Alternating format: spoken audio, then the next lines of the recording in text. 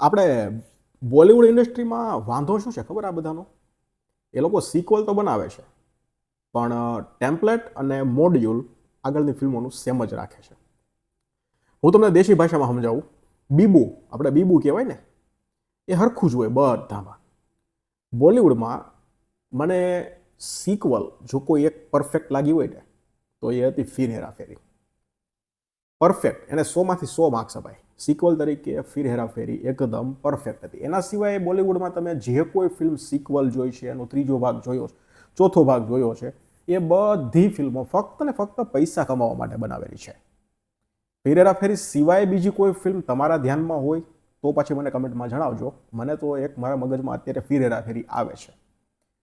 બીજી તમને વાત કરું, આપણે બોર્ડર જોયું ને, બોર્ડરમાં જે ટેમ્પલેટ હતું ને, જે બીબુ હતું ને, સેમ ટુ સેમ અહીંયા હતું. અહીંયા ખાલી સ્ટોરી બીજી એક એને ફિટ કરવાની હતી એક બીબામાં. અને આ જ વસ્તુ બધી ફિલ્મમાં હોય છે. તમે ભૂલ ભૂલૈયા જુઓ. ભૂલ ભૂલૈયા શું હતું? જે ઓરિજિનલ ભૂલ ભૂલૈયા હતી એમાં એક હવેલી હતી ને હવેલીનો એક રૂમ હતો અને એમાં પેલી હતી એને વર્ષો પહેલાં કેદ કરી દીધી હતી ને પછી અમુક વર્ષો પછી એ પાછી બહાર આવે છે ને એક વ્યક્તિ આવે છે ને પછી એમાંથી છોડાવે છે. તો થોડું હોરર ભેગું કર્યું, પછી એમાં થોડું કોમેડી ભેગી કરી અને છેલ્લે એ બધું છૂટ્યું. ભૂલ ભૂલૈયા 2માં સેમ હતું. એક હવેલી હતી ને કોઈ એમાં બંધ હતું વર્ષોથી, પછી એક આવે છે કોમેડી કરતો કરતો. ભૂલ ભૂલૈયા 3માં સેમ હતું. ગદર 2 જોઈ લો, ગદર જેવું જ હતું. ગદરમાં પેલાની વહુ હતી એ પાકિસ્તાન હતી ને ગદર 2માં આનો છોકરો પાકિસ્તાન હતો, તો એને લેવા જવાનો હતો. Same template. બોલિવૂડમાં પણ એવું, બોર્ડર 2માં પણ એવું જ છે. એક યુદ્ધ બતાવવાનું છે. હવે એ યુદ્ધ બતાવતા પહેલા એમાં મુખ્ય 4 જે વ્યક્તિઓ છે એને બતાવવાના થશે અને એ મુખ્ય 4 વ્યક્તિઓની પર્સનલ લાઈફ બતાવવાની થશે. એ મુખ્ય જે 4 વ્યક્તિઓ છે એની અંદરો અંદરની બોન્ડિંગ બતાવવાની થશે. પછી એમાં 1-2 ગીત નાખવાના થશે અને એની આગળની વાત કરીએ તો એ લોકોની ટ્રેનિંગ બતાવવાની થશે. એની આગળની વાત કરીએ તો જે મુખ્ય હીરો છે, જે મુખ્ય અભિનેતા છે, એની બહાદુરી બતાવવાની થશે. એટલે આ બધું બોર્ડરમાં હતું ને, સેમ ટુ સેમ બીબુ અહીંયા ફિટ કરેલું છે. અને બોલિવૂડમાં બધામાં એવું જ થાય છે ફિર હેરા ફેરી સિવાય. પ્રોબ્લેમ એ આવે છે કે અત્યારની જે જેનજી જનરેશન છે ને, એક તો એ લોકોએ લગભગ જૂની ફિલ્મો જોઈ ન હોય. અત્યારની જે જનરેશન છે ને એ લગભગ જૂની ફિલ્મો ના જોઈ હોય. હવે એને તમે બોર્ડર વિશે કહો તો એને ખાલી એટલી ખબર હોય કે બોર્ડર વર્ષો પહેલાં આવી હતી, તો એ ખૂબ સરસ ચાલેલી ફિલ્મ હતી. બરોબર છે. ગદર વર્ષો પહેલાં આવી હતી તો એ ખૂબ સરસ ચાલેલી ફિલ્મ હતી. એના ગીત સાંભળેલા હોય પણ ફિલ્મ કદાચ આખી ના જોઈ હોય. પછી એને ખબર પડે કે ભાઈ બોર્ડર 2 નામની ફિલ્મ આવે છે, ગદર 2 નામની ફિલ્મ આવે છે. એટલે આ લોકોને કેવું થાય કે ઓહો, પેલી આટલી બધી જબરજસ્ત હતી તો આ તો કેવી નીકળે છે. પછી અત્યારના પ્રોડ્યુસર પાછા હોશિયાર, એ લોકો નસ પકડી લે. એ લોકો શું કરે કે પેલું બીબુ અહીંયા ફિટ કરી દે અને જે જૂના ગીત સુપરહિટ થઈ ગયા ફિલ્મના એમાંથી 1-2 ઉઠાવીને અહીંયા નવા જે અત્યારના કલાકારો હોય એની પાસે ગૌરાવે. અને એટલે એ ગીત પણ આ જેનજીવાળાને જૂના તો ગમતા જ હોય. એટલે એના અત્યારના ફેવરિટ જે અરિજીત ને જે અત્યારના બધા વિશાલ મિશ્રા ને બધા એના અવાજમાં સાંભળે એટલે કે વાહ, મજા આવી ગઈ. આ વસ્તુ થઈ જાય. પછી શું કરે કે પેલું જે બીબુ અહીંયા હોય એટલે એ બીબામાં ખાલી આ લોકોને સ્ટોરી ફિટ કરવાની હોય.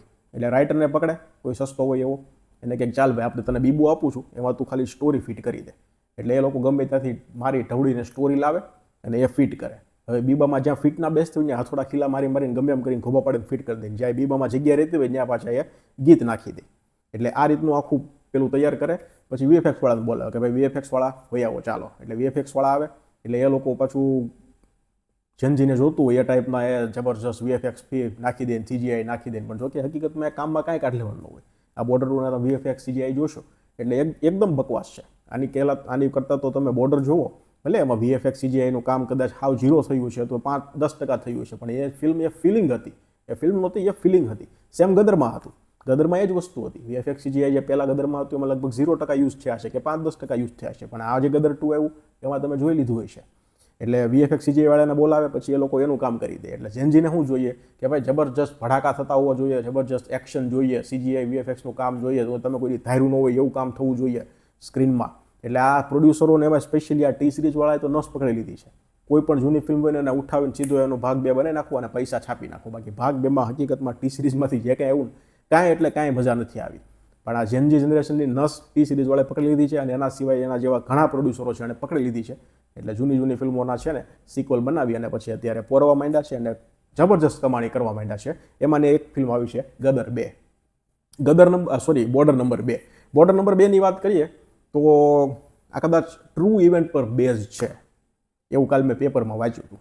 ટ્રુ ઇવેન્ટ પર બેઝ છે એવું મેં વાંચ્યું એટલે પછી મેં ફિલ્મ જોઈ. એટલે શરૂઆતમાં જ સનીભાઈ જાય છે અને કોઈ પણ જાતની બંદૂક લીધા વગર સીધા બોર્ડર પર જઈને ઊભા રહી જાય છે. ત્યાં સામે પાકિસ્તાનવાળા 2 જણા હોય છે, એમાં એક ગન પકડીને ઊભો હોય છે અને એક સની દેઓલનો ડાયલોગ સાંભળવા માટે ઊભો છે. ગન વાળાને કે તું ઘડીક ઊભો રહે, હમણાં એ સનીપાજી ડાયલોગ બોલશે એટલે પછી આપણે તાળીઓ અને સીટીઓ વગાડવાની છે.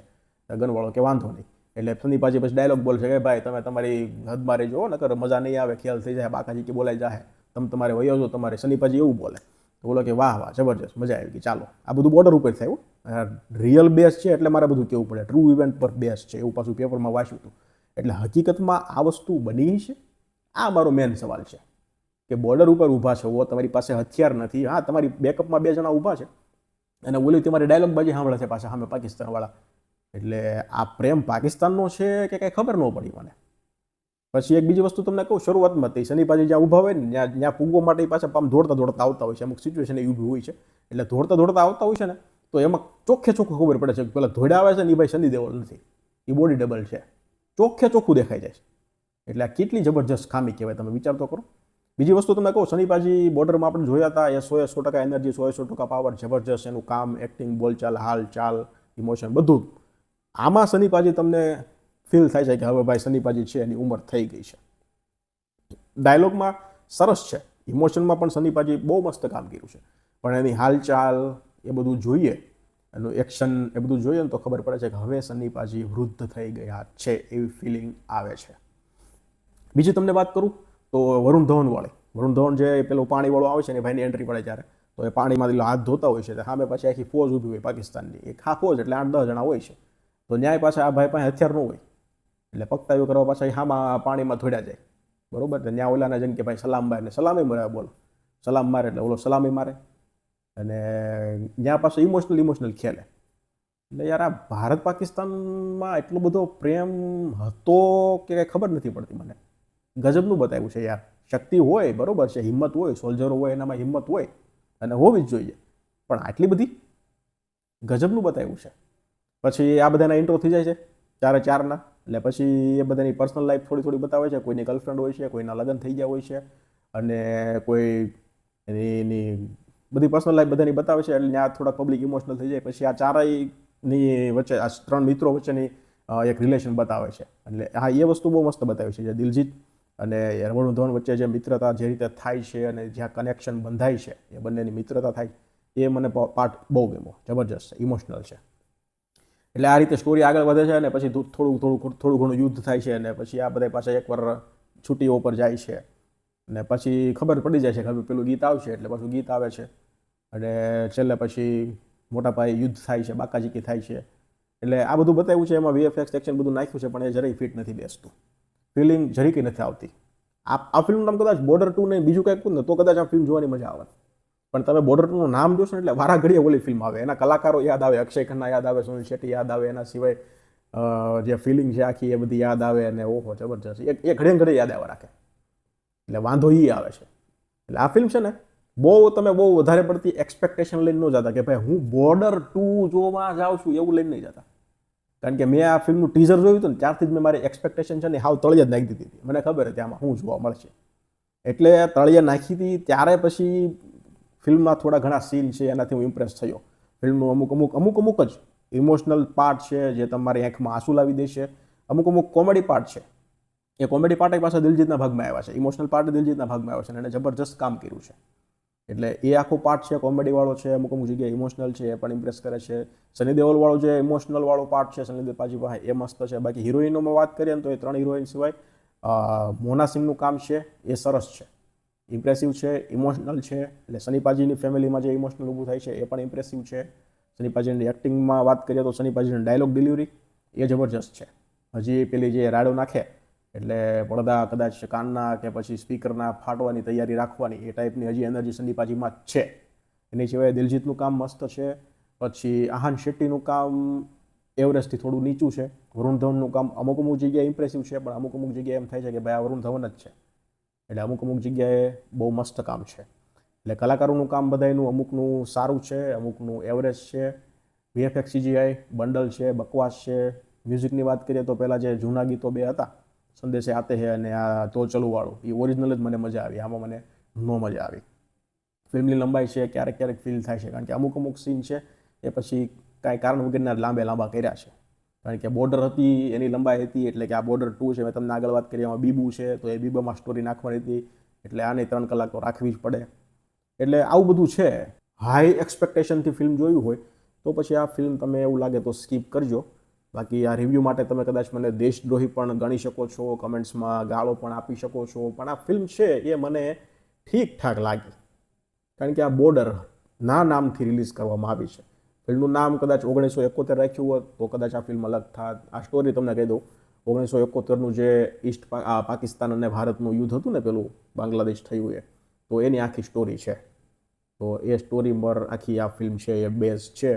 હવે બોર્ડર 3 કઈ સ્ટોરી પર બનાવે છે એ કદાચ જોવાનું થશે આપણે, કારણ કે મને લાગે છે આનું કલેક્શન જબરજસ્ત થશે, એટલે બોર્ડર 3 પાછા આ લોકો બનાવશે જ. અને કદાચ ઓપરેશન સિંદૂર પર બનાવી શકે છે કે ભાઈ બોર્ડર 3 નામ આપી અને પછી કે હાલો ઓપરેશન સિંદૂર છે એની સ્ટોરી નાખી દો, આવું પણ થઈ શકે છે. તો ઇન શોર્ટ ઓવરઓલ ફેમિલી સાથે જોવા એવી ફિલ્મ છે. સની પાજીના ફેન હોય તો તમને ગમશે. બીજી એક વસ્તુ તમને કહી દઉં, સની દેઓલનું જ્યારે નામ આવે છે ને ફિલ્મમાં, ત્યારે ધર્મેન્દ્ર કે પુત્ર આવું કાઉન્સમાં લખેલું આવે છે. હવે આની પાછળનું શું કારણ હશે અત્યાર સુધી તો નથી આવતું, પણ અત્યારે આ લોકોએ આપ્યું છે તો કંઈક કારણ હશે જ એનું, જે હોય એ. બાકી જોવી તો જોઈ લો, ફેમિલી સાથે જોવા એવી ફિલ્મ છે.